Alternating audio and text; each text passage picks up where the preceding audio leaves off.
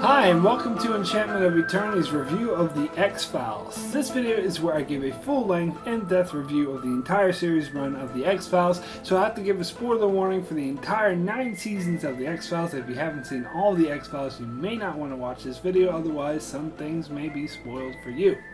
So, I'll start off by letting you know my personal relationship with The X-Files. When it first aired in the 90s, I was what you'd call a casual viewer. Out of the 200 plus episodes of the series that aired, I saw about 20 of them during the time of its airing. Most of them I saw after the episode in question originally aired, so I wasn't a huge fan of The X-Files, and several times that I tried to get into it that I remember not being overly impressed, but I liked it just fine. I saw the 1998 movies Fight the Future as soon as it came out and was a huge fan of that film, but never really got into the show that much after that. It wasn't until just 4 years ago that I watched the entire series in its entirety, and I watched every episode again for a second time just recently in preparation for this review.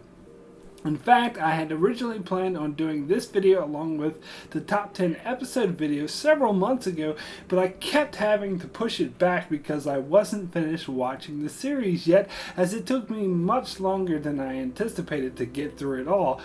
We're talking 9 seasons with roughly 24 episodes per season, so that's a lot of episodes to watch.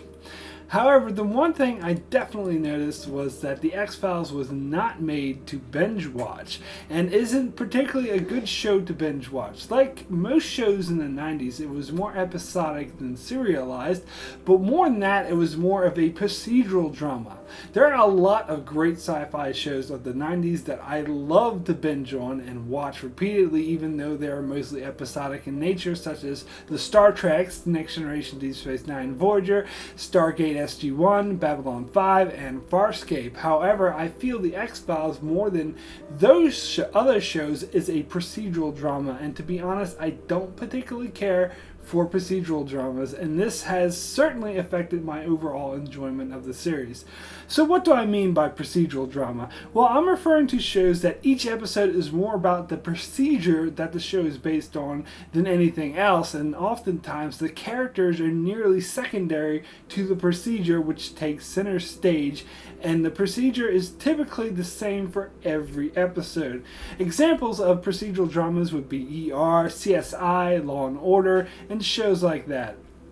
Shows that are highly episodic, and when you tune in each week, you know exactly what you're going to get, a variation on the theme.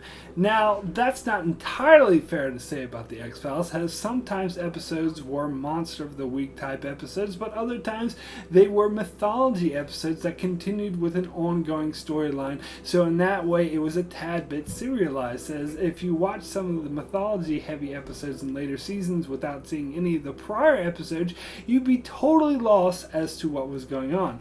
But I'll say, by and large, the majority of episodes of The X-Files were episodic, procedural episodes that was about Mulder and Scully getting a case of a monster or something else weird killing people. And Mulder would figure out what weird thing was happening. Scully would deny it, and eventually they'd solve the case and stop whatever it was killing people from killing people, and it remained somewhat ambiguous to the general public what it was. In other words, no definitive proof that said paranormal phenomenon existed.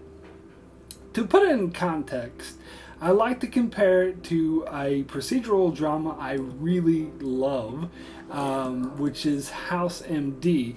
As typical episode of House, all went down the same way. A patient would get sick, House and his team would try to figure out what was wrong with them. They'd give a diagnosis that turned out to be wrong. The patient's life would be put in imminent danger. Then House, at the last minute, would come up with some brilliant unorthodox method to save the patient's life.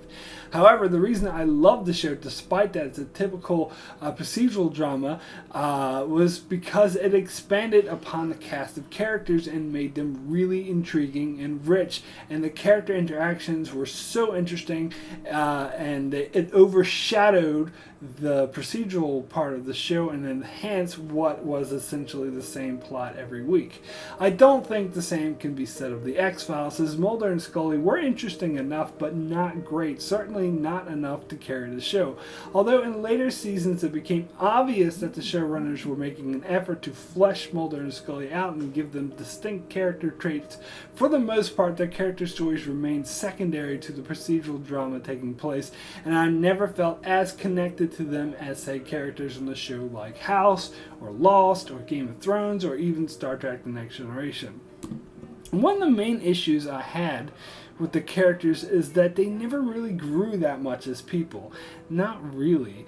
The main issue I had with stories involving Mulder is they went to his sister was abducted by aliens, far too often, to the point where it's all his character was ever about. Even when it was revealed what happened to her and that she was dead, they still continued to go back to that well every time, to the point where he just became a one-beat character. Not to mention the whole storyline with his sister turned into a jumbled mess, as the showrunners kept coming up with new things to explain what happened to her, each new explanation undoing the previous one. And then there's Scully, whose skepticism got really old as the show went on.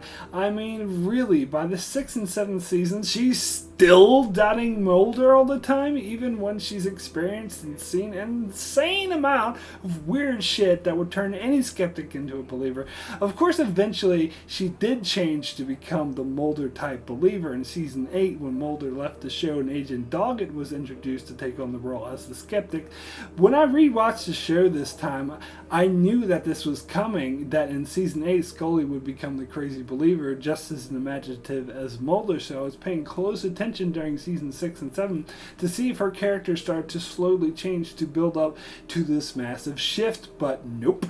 I mean, she was a tad bit more open-minded, but even at the end of Season 7 she was being a ridiculous skeptic and questioning everything Mulder said, even though she would freaking know better by now. And then all of a sudden in Season 8 she instantly makes a massive shift to turn into the crazy believer that Mulder was.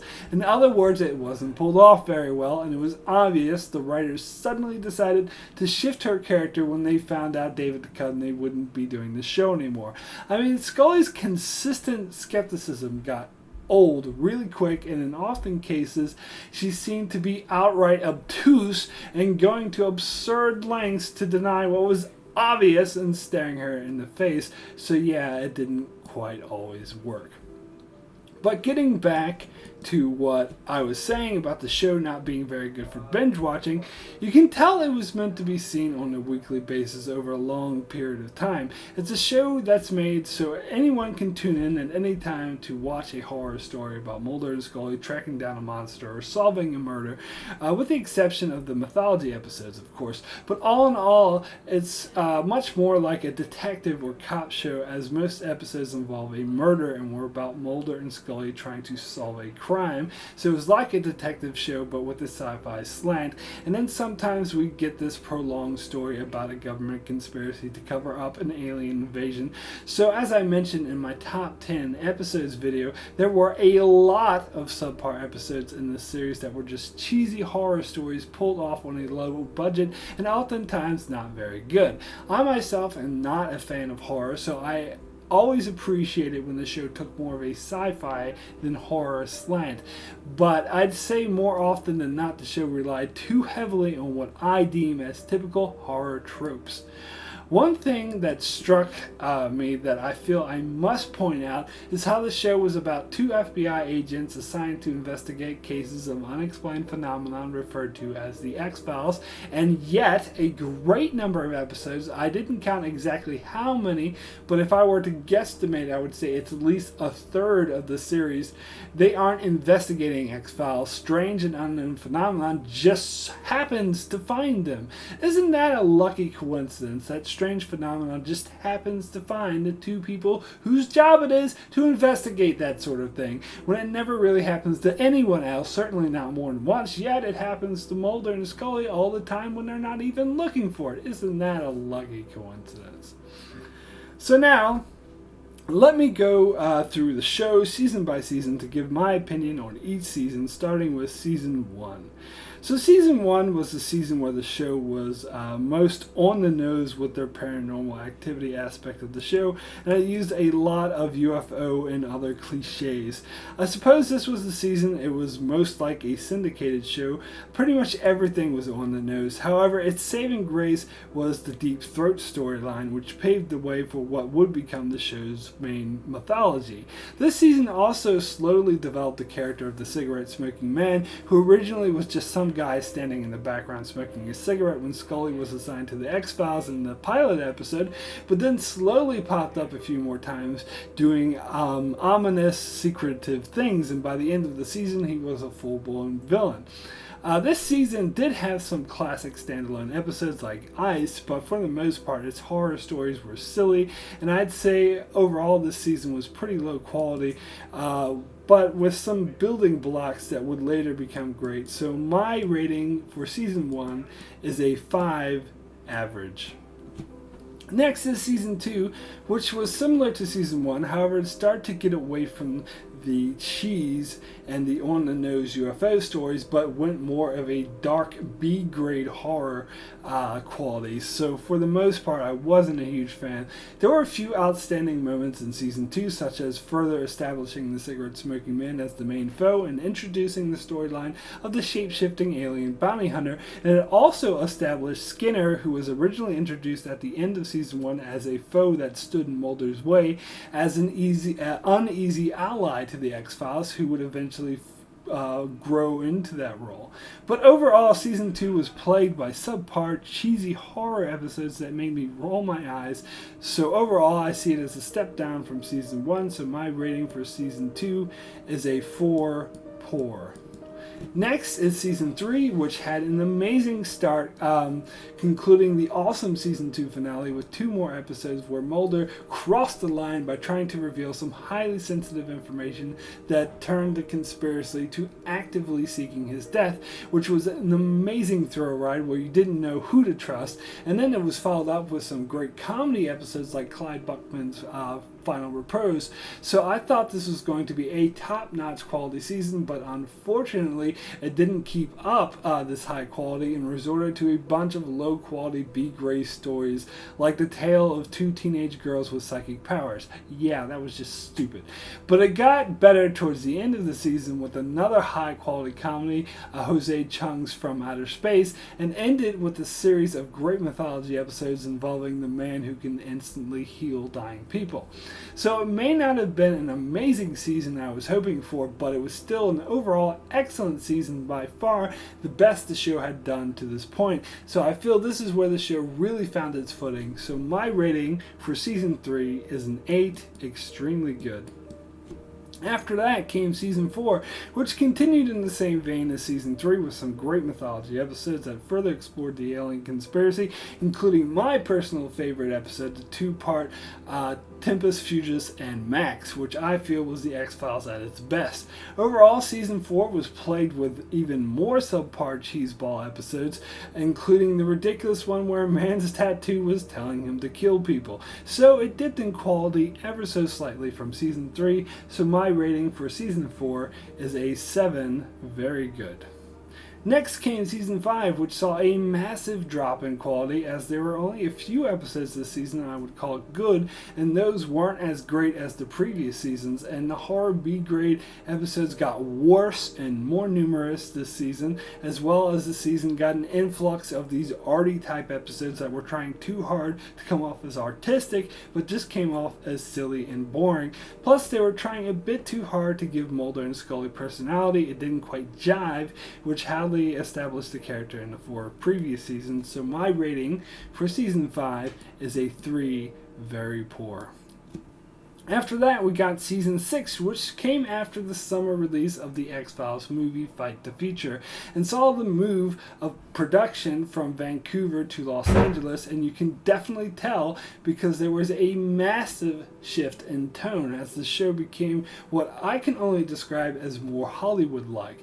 I personally identify the shift from Vancouver to LA, and that while they were in Vancouver, the guest actors were mostly people who appeared in Stargate and Battlestar Galactica, whereas when they moved to LA, it was mostly people who appeared in Star Trek and Lost and other shows like that. Plus, this season had more guest stars from Hollywood, such as Bruce Campbell, Bryan Cranston, and Michael McKean. Also, in the 5 previous seasons, they tend to go to the forest all the time, where now they often went to the desert. I'm not sure how this shift to more Hollywood was received, but personally, I loved it. Sometimes they did err on the side of too typical Hollywood, but for the most part, the show felt more fun, more action-adventure, and not so dark and morbid, and I would even say it finally got its head out of its own ass. I personally loved it, as some episodes like Triangle and Dreamland might have been a bit silly and over the top, but the cinematography and the overall craftsmanship was amazing, and you can tell a massive increase in quality to the writing overall.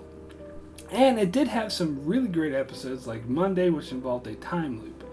However, I must confess I was not a fan of the introduction of Assistant Director Kirsch and the fact that Mulder and Scully were taken off the X-Files for the first half of the season, often had to investigate X-Files on the sly, which I found really frustrating and a tad ridiculous. So I was glad when that finally stopped halfway through the season, but overall I felt the quality vastly improved this season, so my rating for season 6 is a 9 excellent.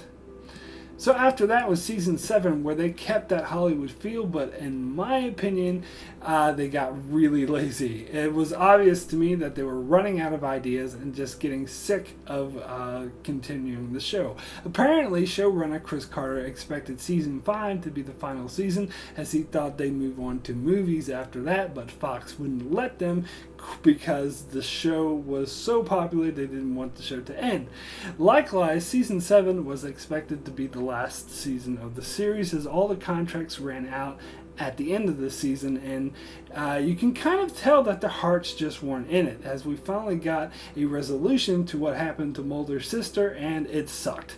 I was not at all impressed with it, and we also got a barrage of subpar episodes that went nowhere, and some truly awful episodes like Fight Club about the 2 women who looked exactly alike whenever they met in person, everyone around them would fight, or Hollywood AD about whenever they Hollywood trying to make a movie out of Mulder and Scully's adventures, and I never seen a story so sloppily written before. It was just awful. So overall, the quality dropped massively this season, so my rating for season 7 is a 4 poor. Then came season 8, and as I mentioned before, the actors' contracts expired at the end of season 7, and David Duchovny decided not to return, so they wrote Mulder off the show and replaced him with Agent Doggett, played by the T-1000 himself, Robert Patrick. And apparently, the fans' heads exploded when this happened. However, Mulder still popped up from time to time, but most episodes centered around Scully and Doggett. Me personally, I didn't mind it so much, as I actually welcomed the change in tone, especially when binge watching. I was really looking forward to the introduction of John Doggett, because things actually got shaken up a bit instead of just being the same old thing every week.